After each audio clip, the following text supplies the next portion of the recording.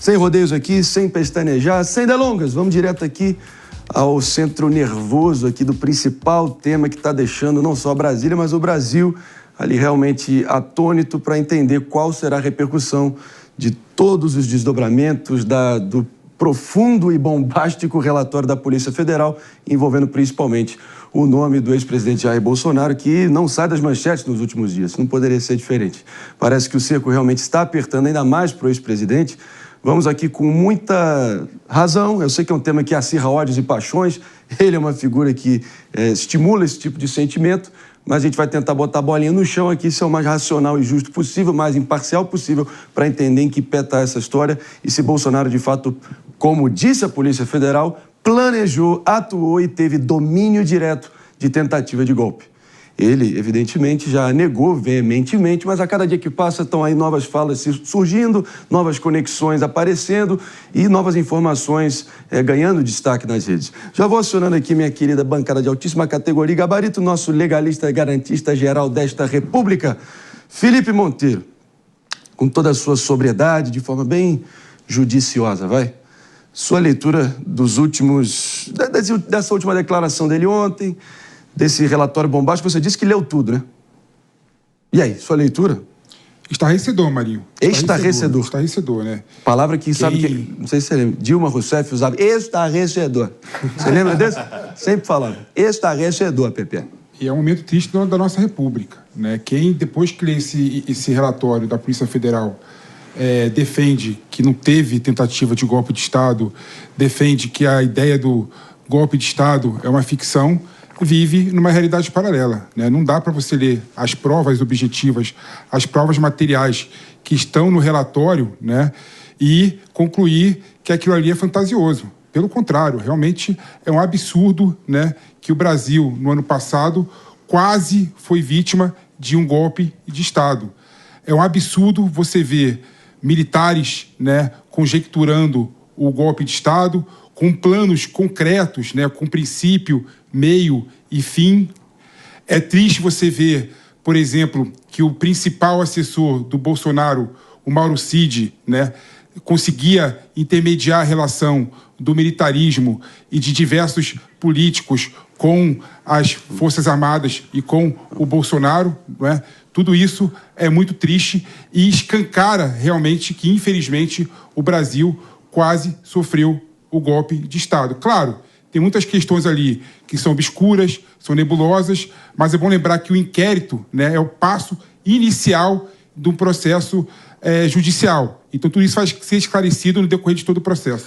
Quero te ouvir, Mano Ferreira, também, no meio de tantos relatórios, depoimentos, cruzamento de dados, o que mais salta aos seus olhos aí como o famoso batom na cueca?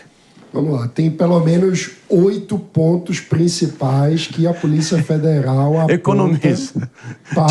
Vamos dar em doses homeopáticas aqui, vai? Porque eu tenho visto muita gente dizendo mas não tem nenhuma prova cabal que coloque a digital de Bolsonaro na cena do crime. Não deu golpe, pô. O ponto é, a Polícia Federal concatena com muita técnica pelo menos 8 questões que fazem com que Bolsonaro esteja como uma figura central nesta trama. Para você, qual é a mais flagrante? A mais flagrante são as reuniões que aconteceram, ou seja, há provas de que as reuniões aconteceram discutindo os planos golpistas. Há provas porque tanto os registros de entrada e saída no Palácio estão registrados, como também porque a Polícia Federal juntou trocas de mensagens entre os personagens envolvidos na reunião na época dos fatos ocorridos.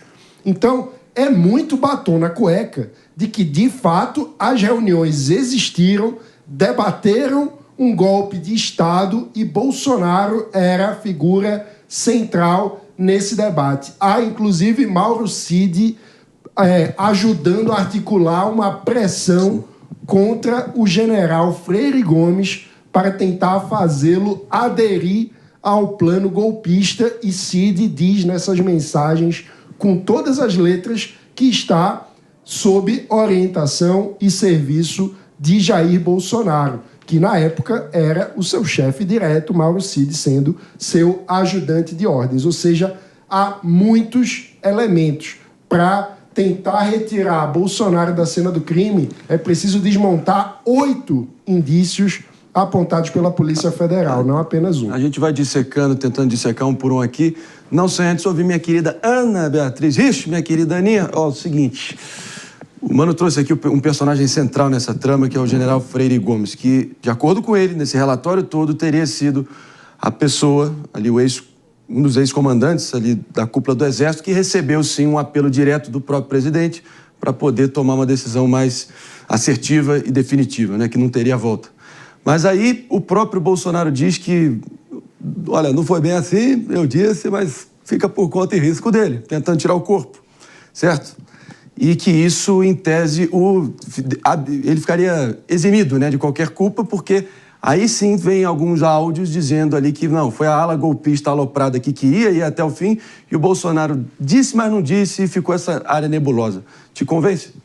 Marinho, a gente tem uma questão aqui que é a seguinte: se ele teria dado esse passo atrás e deixado para a ala golpista seguir, ele, de alguma forma, também comete um ilícito ao não impedir que um golpe de Estado vá adiante. Isso é muito importante de ser pontuado, porque não necessariamente ele deu a ordem para que algo acontecesse, mas ele deveria dar para que não acontecesse, em se tratando de um golpe de Estado, e ele sendo o chefe do Estado naquele momento. Embora aí derrotado, ele ainda estava no governo. Então, eu acho que esse ponto é extremamente importante, e a gente tem que se lembrar que este laudo, este indiciamento, ele não é o fim, ele é o começo. Agora sim, eles serão formalmente chamados a apresentar defesa e, se for o caso, Bolsonaro vai comprovar que ele não fez parte de tudo isso como ele alega.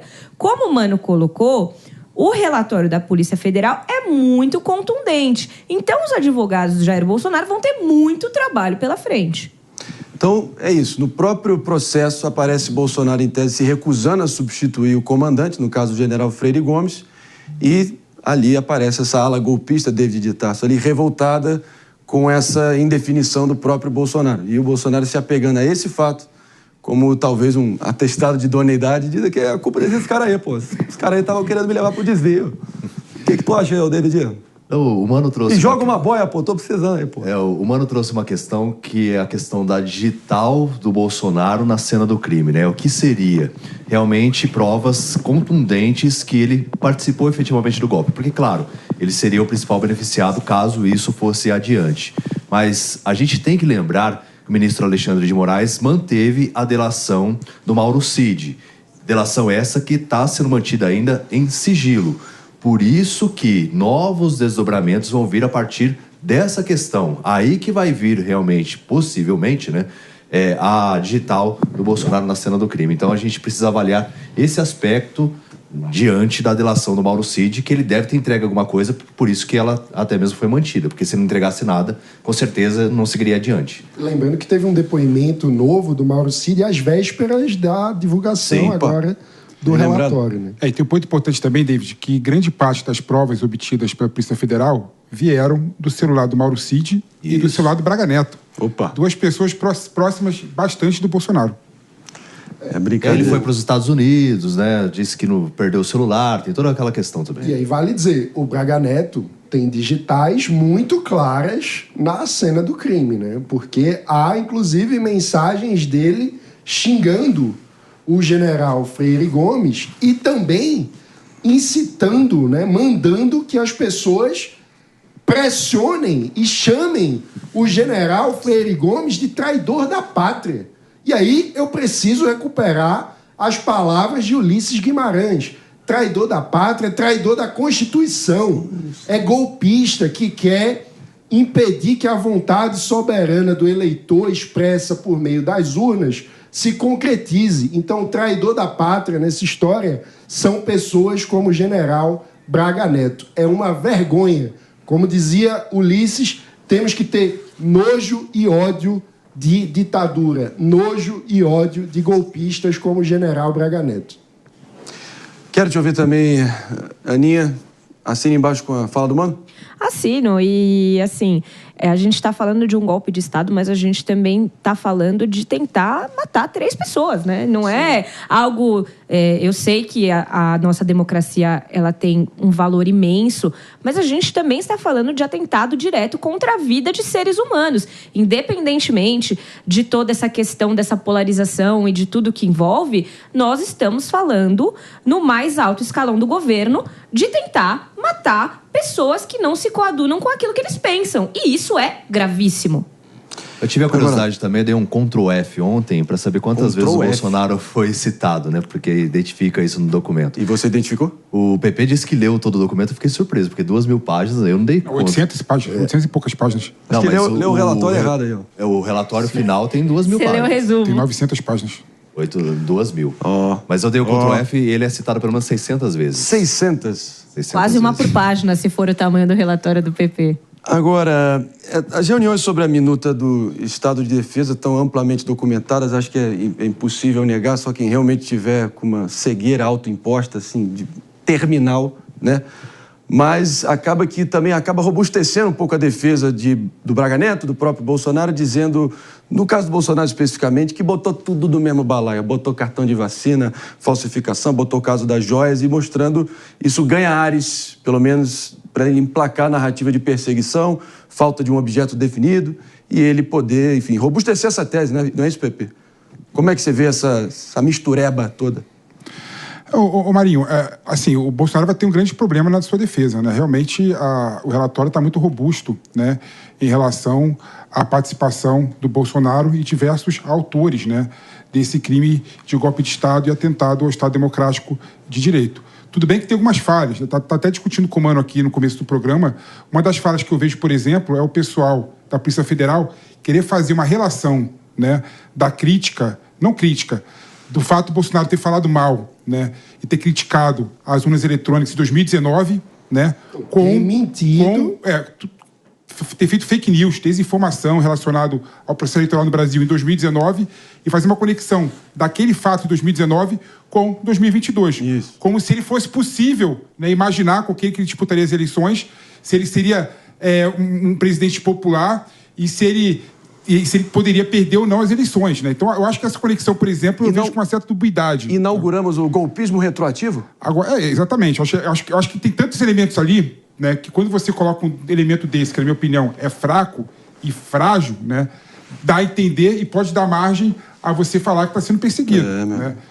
Não que seja o caso, mas, na minha opinião, dá essa margem. Agora, tem um ponto curioso, Marinho, que uma das pessoas que está no inquérito, né, foi indiciada... Conta pra mim. Estudou comigo na PUC São Paulo, né, e foi meu sócio da advocacia. Alô, galera! A Mauri Félix Saad, né? O jurista do golpe de Estado. Mauri. Calma aí, deixa eu procurar. O jurista do Felipe golpe? Monteiro aqui entre os indiciados ou apontados. Quantas menções ao Felipe Monteiro tem no relatório? Então você procurei o Bolsonaro, o PP que passou uma temporada em Harvard ao lado do Deltan Dallagnol. Tem alguns amigos aí realmente notáveis, né? Mas ele brigou comigo, e quando teve a eleição do Haddad em São Paulo, ele brigou comigo, não falou mais comigo desde então. Ele se perdeu, né? Mas é interessante você ver, por exemplo, que todo o crime, né? Ainda mais o crime com essa magnitude, essa complexidade, tem que ter um jurista por trás. O Amorim é um cara muito inteligente, né? E ele deu respaldo, né? E ele ele está sendo acusado de ter elaborado a minuta do golpe, né? Que foi apresentada pelo Bolsonaro e lida na reunião com os 3 comandos da Força Militar.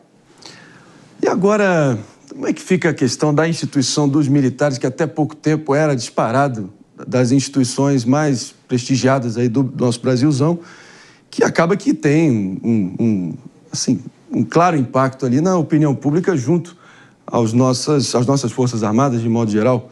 Você acha qual será o impacto, ainda mais de todo o trabalho que foi feito ali de relações públicas também e de sair um pouco do radar durante as últimas 3, 4 décadas para poder dar uma aliviada no estigma que ficou pós-ditadura, regime ou governo militar, seja lá o que você quiser se referir a eles. Marinho, eu tenho algumas opiniões fortes sobre isso. Em primeiro lugar, o Brasil teve, ao longo de sua história, 8 golpes de Estado que deram certo e uma dezena de golpes ou tentativas de golpes que deram errado. Até hoje, nenhum dos personagens militares envolvidos em nenhuma dessas dezenas de tramas golpistas foi punido e enfrentou cadeia em função do golpismo. Então, o primeiro elemento essencial nessa história é que todos os golpistas precisam pagar pelo golpismo, precisam ser punidos e ir para a cadeia, enfrentando a justiça civil e não a justiça militar, como se houvesse um cidadão de outra categoria ao cometer um crime.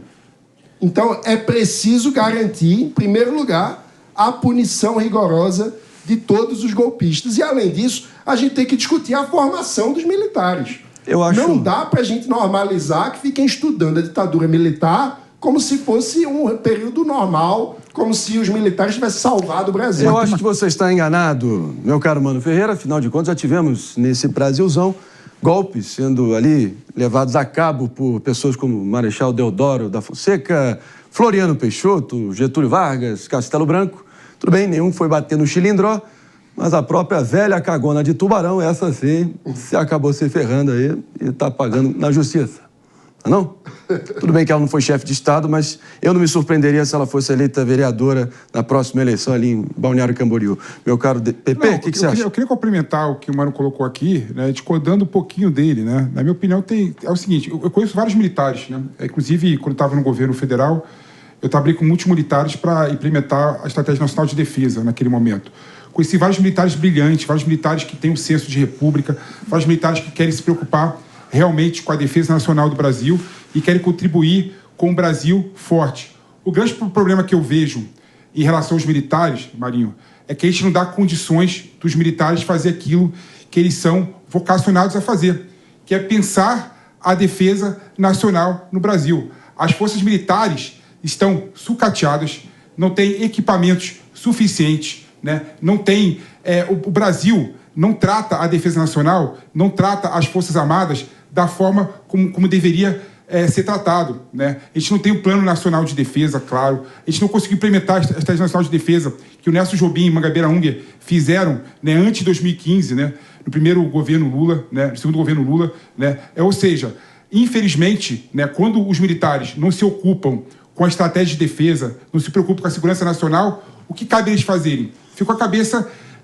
sem pensar em nada e aí acabam pensando nessas loucuras aí que foi desvelada pelo relatório da Polícia Federal, né? Mas as pessoas que participaram dessa trama, né, que a Polícia Federal revelou, na minha opinião, são a minoria das forças militares. Tanto é que o golpe só não foi para frente porque o comando do Exército, na época, se colocou contra, né? Então, no Exército, há também pessoas que não têm nada a ver com golpismo. Eu concordo com isso. Só para deixar claro, eu estou falando que é preciso punir os golpistas. Sim. Não devemos confundir tratando como se todo militar fosse golpista. De forma alguma é isso que eu estou falando. Mas a gente não pode ignorar que entre os golpistas há inclusive generais. Então, assim, a gente está falando de um fenômeno que, infelizmente, é muito relevante na história do Brasil e que contamina as forças até hoje, não de forma majoritária, mas mesmo assim de forma inaceitável, porque não deveríamos ter nenhum militar golpista. E pessoas do alto escalão condecoradas, né? Isso é importante frisar também. 4 estrelas, não é isso? Isso, 4 estrelas. Nesse nível. E é isso, né? No mundo ideal, a gente conseguiria propor aqui um debate maduro e racional para entender o papel das Forças Armadas no século XXI, ainda mais talvez fazer uma depuração para realmente honrar essa que deveria ser a autoridade máxima aí no nosso território nacional. Mas acaba que o próprio Exército brasileiro só fica num dilema quase que esquizofrênico, né? Ali o pessoal, assim como a Constituição que surgiu ali em 88, no contexto ali da União Soviética caindo, o socialismo real desmoralizado. A gente tem uma Constituição ali em 88 que abarca também todo mundo que estava sendo rechaçado no regime autoritário que estava acabando no Brasil, tentando equilibrar socialismo com capitalismo, acaba também abarcando a galera toda ali com o momento de anistia, e acaba que tem o famigerado artigo 142, que o pessoal sempre acha que dá margem ali para uma intervenção militar. Então, o pessoal sempre fica trazendo isso, talvez a gente deveria propor essa discussão, mas, enfim, bem ou mal tá nas 4 linhas da Constituição, meu caro Aníbal. Foi redigido pelo Fernando Henrique Cardoso, sabia? Olha só. que foi constituinte, né? Ele foi o responsável pela redação do artigo Que é claríssima a 142. redação, né? A redação não fala nada que o Exército e as Forças Militares têm um poder moderador, né? Pelo contrário, né? Tem nada a ver uma coisa com a outra. E o pessoal interpreta de forma completamente errada. Você falou de forma bem contundente aqui agora, mas a verdade é que há controvérsia. Não há controvérsia nenhuma. Não, objetivamente, você pode estar certo, mas há controvérsia. Tanto que segue dando o que falar. Aninha, jogo rápido, a gente segue aqui, porque eu também quero trazer a próxima pesquisa, porque 2026 já começou. Não, Marinho, eu acho só o seguinte, que a gente está aqui falando dos militares e é inegável que eles tiveram um papel importante no desenvolvimento de todos esses atos, mas acho que a gente tem que tomar cuidado com generalização. O Mano até fez um esclarecimento aqui e eu apenas reforço que às vezes é como a gente vê um policial que acaba sendo condenado, que é corrupto, e as pessoas acabam falando, porque todo policial é assim, e a gente não pode fazer a mesma coisa com os militares. Porque ainda que de forma defasada, como o PP colocou, eles têm um papel extremamente fundamental no nosso Estado democrático. E a gente não pode deixar que um ou outro que tenham contaminado de alguma forma o nosso Estado sejam colocados como símbolos de todo um segmento da sociedade que é o Exército. E aí eu vou com o Mano de que eles precisam, de alguma forma, se educar e ter um desenvolvimento adequado para, inclusive, e eu volto nesse ponto, inibir quando perto de pessoas que tenham este tipo de comportamento, que tenham essas tendências golpistas, por assim dizer. Pois é, segue dando o que falar. Vou partir para um rápido break para todo mundo ligadaço, sintonizado aqui na Rede Jovem Pan de Rádio, no nosso Morning Show.